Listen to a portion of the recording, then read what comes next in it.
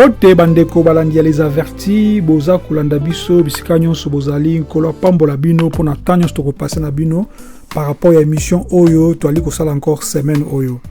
Comme bon déjà titre, tolobi rêve, tolinga to sur le rêve. Est-ce que du fait que mutu alali aloti kaza kulia, elinko bakeza kindoki, elinko bakke mutu wana azako zo kindoki, tolinko ba nini? C'est ce que nous voulons vraiment voir dans cette vidéo. Ma titre en français tolobi quand tu manges en rêve. C'est quoi? Qu'est-ce que signifie quand tu manges en rêve? Et là, nous avons sokoza kolia na katia bandoto na yo. Et nous avons nini. Vraiment bon faut la matoyi puisque ça sujet moko oyo bande comique solana bango pe déjà moko to mi balé a tuna nga pe question na répondre qui maintenant ça on va na ndenge émission élaborée de façon que chaque mutu o kolanda a la capacité à comprendre et puis moko pe a la capable n'est-ce pas ya ko relier message oyo donc et pas batu mususu donc c'est pourquoi nali ko senga na yozo landa ngai landa message o tina suka so comprendre yango pe sana batu mususu meka ko partager yango so comprendre yango te benga biso to ko expliquer yo makam o comprendre te par rapport à question na yo par la grâce de Dieu. Bobi stem o ezali tem moko ngai personnellement na kati ba assemblée to utaki to koli presque na ba assemblée wana to zoki ba message ya boye na ba pasteur ba prédicateur ming banda ko ya ba kati ba assemblée wana et y compris même place biso to leka ki pe du fait que mutu alali azolota azakolia ezaki ndoki to azakozwa bondoki. Alors vraiment nalingaki lelo to beka pe kotala est-ce que c'est vrai makambo wana soko zakolia tango zolala bezo zakolota elikoloba ezaki ndoki ou bien soko ndimi bilei to biloko kolia na kati ya ndoto eza lokola ozako accepter ba alliance moko démoniaque. Foma tonga to meka kopesa réponse ba message wana je sais que ti lelo naza ko batu mingi par na croyance wana est-ce que eza vraiment vraie croyance wana de to meka we banakati ya message wa lelo et c'est la fait donc du fait que batu bazali ko zo ba message ya bongo et sali que mingi bazana ko banga mingi baza ko vivre na ko banga mingi baza ko luka que atele batana kati ya pongi yango mingi baza ko zala na ba trouble à sommeil mingi baza même ko douter n'est-ce pas na salut to la protection ya Yeshua mingi ba ko même ko tia ba croix na kati ya bandako na bango bi ba ko tia mai na kati avant la asopi mai soki au bénite ya église catholique pour ala la malamu. Tout ça ezali biloko oyo eza résultat n'est-ce pas ya ba message oyo ba yoka. Objectif na kati enseignement oyo ezali ko nier combat spiritualité puisque na yebi que na monde spirituel il y a des combats mais nali ko remettre vraiment makambu na place na yango et puis ko tia kimia na mitema ya batu o bakolandanga na message oyo boyoka sécurité na biso eza na kati ba analyse na biso te ya ko détailler ba rêve na biso te ya ko comprendre ko expliquer ba rêve na biso mais sécurité na biso ezali relation tozana na kati ya Yeshua so na relation na Yesu Masia ata oloti baza ko landa yo ata oloti baza ko chubombeli ata oloti baza ko lakiso baza ko beto masasi ata oloti ba oza ko lia ata oloti oza kolia na bato oyebite tant que oza na relation malamu na Yesu Masia Yeshua Hamashia yeba ngo que oza na sécurité tango ozotambola tango vandi tango telemi pe tango olali puisque il garde aussi notre sommeil. Maintenant d'abord na kati ya Bible na de message na saki d'anima je pense me gars peut expliquer bino tant nazo ko likamba prophétie na ba pe likamba rêve na ba songe na kati ya Bible d'abord elobini sur ba rêve et bon to comprendre boy Bible je ko reconnaître que Nzambe a pu pe koloba na kati ya rêve mais Et ça, peut-être que non, chaque rêve, moutaza ko azali ko lota, et ça mbala moko spirituellement explicable. Ou bien ezali toujours explicable. Non, je ne pense pas. Et ce n'est même pas ça, en fait. Chaque rêve, moutaza ça, il ko bate que, et ça message en Nzambe. Il y a d'autres rêves, ils ont un message en Nzambe. Il y a d'autres rêves, ils ont un message en Nzambe. La preuve, ce que l'autre d'autres, après, na tongo et bien le suscité. Et quoi ça message y a Nzambete parce que Nzamba passe ce message et bongi na tongo tango lamuka oza na message na kati ya mutu ce qui na tongo au bosanyango même pendant la journée mais message il faut y là parce que Nzambe ala kisakio mais du fait que mutu akola la paix l'autre ndoto batuni l'autre oui na l'autre qui menazo ba ndoto ngote c'est que ça li cerveau na mutu continue qui filme ya makanisito makambo vivaki pendant la journée bien pendant ozai kotambola. Nzambe oui alobaka pe na kati ya rêve selon Job 33 14 Bible lobi que Dieu parle tantôt d'une manière tantôt d'une autre notamment en songe pour avertir l'homme et na pesa sur exemple na kati ya Matthieu 1 que Joseph Ozaki papa adoptif ya Yeshua na kati ya rêve nde azwaki ba direction ebele pe ndenge moko pe Genèse chapitre 37 Joseph ya patriarche yepe na kati n'est-ce pas ba rêve prophétique nzamba ko lakisa ye avenir na ye donc oui nzamba ko koloba na kati ya ba rêve mais nde na ucholoba rêve nyonso te e utaka pa nzambe. Ecclésiaste chapitre 5 verset 2 à 3 ils ont kolakisa biso que ba rêve que peut koya nakati n'est-ce pas il y a ba occupation to na ezali rempli la kati ya mutu na biso to na cerveau na koloba. Donc je disais que cerveau na biso et comme mélanger peu fatigue ba émotion makambo to kaki makambo to liaki et comme ça ndoto. Donc tout rêve n'est pas un message spirituel, il faut vous faire attention à un go. Alors Bible peut sur un principe par rapport il y a prophétie balobi éprouver les esprits. Ndeng mo pe na kati bandoto. Faut chaque soko loti ndoto enfin au vandi yo moko pe au biko ko récapituler ndotongo après au sambeli nzambe pour pe so discernement. Hein? Donc et c'est très important que vous en a discernement au lieu que vous panique mbala moko ola les olota ki boole na kati fête yo la muki ko benga na milimo ba démon ya sorcellerie ce qui n'est pas toujours vrai. Alors kobanga na kati ya bakambo na ruye bandoto akulia e utaka na utaka ko ba enseignement oyo batu bazwa isa ko affirmer si tu manges dans ton rêve tu as accepté une alliance avec des démons, tu as mangé avec les démons. Isa kindoki inconscient. Non. Verset mon côté na Bible et le makambwana que c'est lui qui mange dans un rêve et il a sorcellerie. Non, jamais.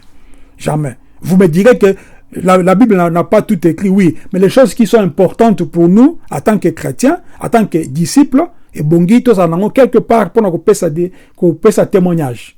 Donc d'abord, Bible, donc verset mokote l'exception makambwana, et puis deux, on peut construire doctrine telle que dans la base ya ko bangisa batu, on les a sur la parole.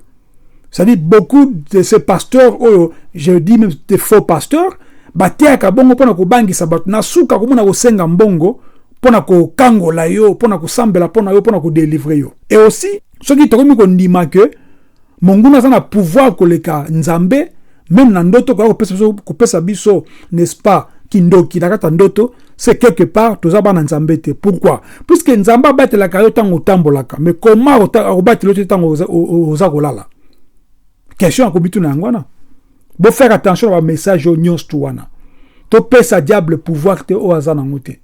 Il faut toujours commis tout la question. Est-ce que tu as zala muto ko na sorcellerie mo inconscient de bato asa sorcellerie na sorcellerie inconscient tout ça juste puisque au lieu qui na katia ndoto non. Bible ezo benga sorcellerie za que ba acte ozali volontaire. Muto osala mabe o yebi keza mabe. Muto za ko loka yebi kaza ko loka. Mutaza ko pesa ko sala misala mabe ayebi ke ça ko sala misala mabe yango to benga kindoki. Deutéronome 18 10 le na biso, Dieu condamne la divination, la magie, l'enchantement, l'invocation des morts. Et ça ba pratique oyo ezaki choisi mais ekole nakati ya ndoto te. Eza makambo batu muta ko sala so muta bia sala magie ko sala ngona ko tambola boye. So muta nga ko sala ba invocation ba mort ko sala ngo boye ko sala na ndenge ya ndoto te. Alors faut faire attention. Ko ndima Bible ko zo ko ndima bindimela okoma ko vivre na ko banga tout ça. Et Galates 5 19 ça ko l'acception que non sorcellerie eza ba misala ya musuni, un comportement, une pratique volontaire et non quelque chose d'inconscience. Eza en sens te. Nzambe aza juste ako juger mutu te na makambo o muta ebité eza en sens te. Si vous allez pratiquer sorcellerie, il sera jugé par rapport à Nyango, puisque Nzambe a jugé, puisque Moutana pratique la sorcellerie. Maintenant, imaginez-vous que Moutumoka Lali, Balpesier, Biblioka Olia et Komi Kindoki, après Nzambe a jugé, puisque Salinine, puisque ce qu'on Lali aux d'un point mort, au milieu bisusute, Amnayo et Zali na Maboko Nzambe. Et puis, bateau basaka bana ya Nzambe te, amne se goza la Maboko yaba démon, yaba ndoki, tout ça. Mais si tu as un enfant de Dieu, c'est Dieu qui te garde, au fait. Et aussi, il faut beaucoup comprendre que ceux qui volontaires moutou ezate, choix pe ezate, consentement ezate, moutouana aza condamné te. Puisque Nzamba ko condamné moutou te, puisque à l'otaki. Donc vraiment ça va message moko ya ko boaka na poubelle. Ceux qui tilelo wana ko ndima yango ndeko, boaka message na kati ya poubelle, zikisa poubelle wana. Nzambe ajijaka mitema et non ba film na kati ya cerveau na biso. Parce que Jérémie 17, Nzamba sa ko sonde mitema na ba rien na biso. Et non a sonde makanisi na ba rêve na biso dans le sens mon côté. Et Romains 2 na biso na 6 que il rendra à chacun nini selon ses œuvres. Œuvres c'est le connu sur mutasali avec consentement, avec volonté, avec à bouger boué. Donc ça dit azo sala ngo azo iba makamba o sala. Donc Nzambe atalaka foi, Nzambe atalaka choix ya mutu, Nzambe atalaka obéissance, Nzambe atalaka pe relation aux anango bien manque de relation, to manque d'obéissance. Ça dit makambo mutu o sala. Pas un rêve que tu n'as pas contrôlé dans le sens que bon comprendre makambo na ça ko va bien sur la question ali comme d'habitude comme je vous dis. Posez-moi ces questions. Mais est-ce qu'on peut être influencé sans le savoir? Oui, peut-être. Mais est-ce que cause associé inconscient de nature? Non. Non. Il faut ça en nuance. Influence par un environnement spirituel, une famille, une culture, tout ça. Oui, et que coexister. Au vivant na batumoko boye basama comme ma be, parce que influence sans que oui, parce que influence oui. Et ça la appelle bongo. Tu peux être avec quelqu'un au abundaka mingi, yo bundaka te, mais je me suis dit que batumbolo côté moko beti likofi puisque impulsion est dans la carte na puisque yo moko ovana na batu babundaka. Si tu es avec un voleur chaque fois ata oyibaka te un jour na makanisi ko yiba et puis un jour pe na acte boyoko yiba. Mais au étalik par exemple un sorcier inconscient, ce n'est pas possible. Ce n'est pas possible. Puisqu'il faut vraiment qu'on soit la pratique occulte. Il faut qu'on accepte l'alliance boye et puis servir consciemment avec puissance des ténèbres aux sorciers. Et non, là, le boloti, ndoto, nenatulo badon, ils ont vraiment message à ko boire na poubelle. Dieu ne colle pas l'étiquette à sorcier pour na mutu ou alali. Ils ont sens te. Ils ont encore mutu koufi, bo bakeo mutu na koufa ki lelo. Mais aïba qui après 2 jours, ils ont sens te. Donc, attention sur Omuta Salaka, sur qui assassin, tant qu'il y a Koufi, à table condamné à subir Makambo Bolobi n'a été, puisqu'il y a ça Koufi déjà. Nous avons dit Nzambe à couper sa moutou punition pour l'alaki. Non. Alors, vraie protection à l'hôtel Kolbadjan et Bandeli, ils allaient cause la position voilà moi pas Yeshua Hamashia. La bonne nouvelle est que c'est que notre sécurité ne dépend pas de ce que nous rêvons en fait, mais de ce qui nous appartient. C'est-à-dire, sécurité na biso, et ça qu'on dépend de makambo to rêver tout ça, non. Et ça makambo to zana yango. Ou to eza na kati na biso, ou bien ezali ya biso. Alors, Nzamba est capable de arracher mutu na kati ya monde à ténèbres. Et ça très important. Pour comprendre que biso to ba na nzambe aza wana pona ko délivrer biso na kati ya bitumba ya molili to ya moi azana pona ko bundela biso. Donc Colossiens 1:13 le na biso donc nzamba donc il nous délivre de puissance de ténèbres et nous transporte dans le royaume de son fils bien-aimé. Très important. Et 2 Corinthiens 5:17 le na biso ce qui osa na kati ya Yeshua comme créature asika. Très important aussi. Et aussi la victoire on a baki sur la croix dans le message passé. Yeshua a dépouillé qui ba domination nyonso, ba autorité nyonso. Et puis à l'ifo ba on a un spectacle pour na biso. Le to ba na nzambe par rapport na yango. Donc Yeshua yem to libérer biso makambu nyonso ba démon ba kobanga ba insomnie ba ndoto ya mabe, c'est lui Yeshua qui nous libère dans tout ça. Et quand je parlais de la nuit, na kata psaume 4:9 le binabiso, je me couche et je m'endors en paix car toi seul éternel tu me fais habiter en sécurité. Bien, je dors en sécurité. Ndenge mo pe na Proverbe 3:24 lobi, quand tu te coucheras, tu ne seras pas effrayé, tu te coucheras et ton sommeil sera doux. Et psaume 91 lobi na biso, celui qui demeure sous l'abri du Très-Haut repose à l'ombre du Tout-Puissant. Ce n'est pas le rêve qui décide ta sécurité, mais c'est la présence divine qui vraiment, à partir de la présence divine, c'est ça qui en fait décide de ta sécurité. Mais est-ce que comme tu l'appelles question, mais ce qui est bon frère Kashisha, mais ce que bandota biloka olia eko utawapi. Bon, réponse na ko peso za boy, pona ko aider yo. Source naturelle ezali le corps et l'âme. Ozana nzala soit olali donc nanzala okolo tabiloko olia. Ou soit olinga min ko lia biloko okolo tabiloko olia. Ou bien otali vidéo moko boy basa ko lamba. Tu peux aussi na bouton na kolo tabiloko olia. Ou bien olia qui na retard. Cerveau ne peut continuer, n'est-ce pas? Na ba film na donc na butu. Ça peut aussi être que stress moko boye ba souci matériel, c'est-à-dire peur de manquer ozanga kobanga kozanga et okolo taper ndoto na kati ba fête et tout ça à partir puisqu'il y a stress wana. Ndena baki na Ecclésiaste chapitre 5:3 et lobi, le rêve viennent aussi de multitudes n'est-ce pas, des occupations. Alors, mais sources vous appelez autobéni source psychologique, hein, et ça va kamboto kakama kamboto ndimaka. Ce que vous avez prédication mingi, il y a sorcellerie, il y a démons, il y a bambakolia, il y a sacrifice. Imagination na yo et que comme marqué na makamboana. Et ce que lali na butu ba bloka na kolota ngo iko jouer pe rôle makasi. Na kati ya bonzambe, bien sûr.